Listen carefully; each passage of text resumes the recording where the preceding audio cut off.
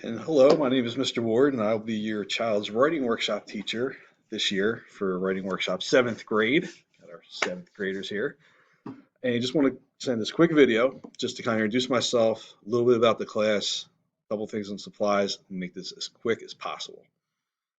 Um, the first thing is normally I hit kids with the rules and procedures and all that stuff on day one. Not doing that this year. I'm actually going to hold that till the first Monday. So the second week of school. So I really just want to spend the first couple of days getting to know the kids. I think that's really, really important this year, especially since we're coming back all together for the first time in 18 months, which, thank the Lord, you have no idea. um, I don't ever want remote learning again, and I'm sure you probably don't either. So with that said, I just want to show you a couple things. One is for class. The only thing students really need would be a composition notebook.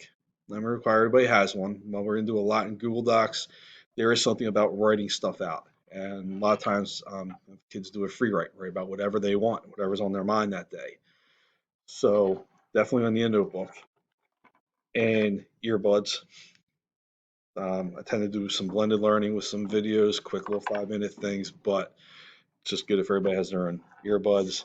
Some class ones, but with COVID, it's kind of tough to share right now. So earbuds, please. Optional colored highlighters for annotating articles and post-it notes. That's really it. So composition notebook, earbuds. Um, Let me show you a couple things. All right. One thing is I've already kind of created Google Classrooms for every student and sent an invitation to them. Some students have already accepted it, some haven't, so have them check their school email or log into Google Classroom. It'll probably, I think, when you log into Google Classroom, say, hey, Mr. Ward sent you an invite, accept, then you're in the class.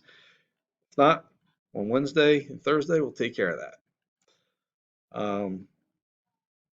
The rules and procedures, I'm going to include a link to this in the email that I've sent with this video. So you can look at it if you want to before. I show it with the kids. Again, won't be till the second week. But there's everything from passes to technology in the classroom to grading. One important thing I want everybody to know, students may redo assignments at any time for better grades. Unless we get like to the end of the market period, then I can't. So if a student says, I'm stuck with this grade, they are not.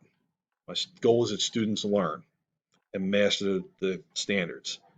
So just saying, well, you got to see and that's it. No, I want you to get better. So students can redo assignments at any time.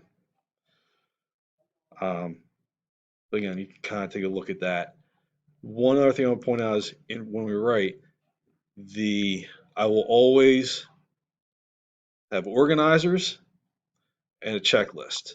So for example, for a race formatted paragraph, I'm going to put the title, author, original question, restate the question, their answer, and 2 pieces of quoted evidence, which they'll then put into their answer. They'll have the answer right here. Just be a matter of formatting it, which if they use this checklist too, it's going to tell them start with the title and author, restate answer.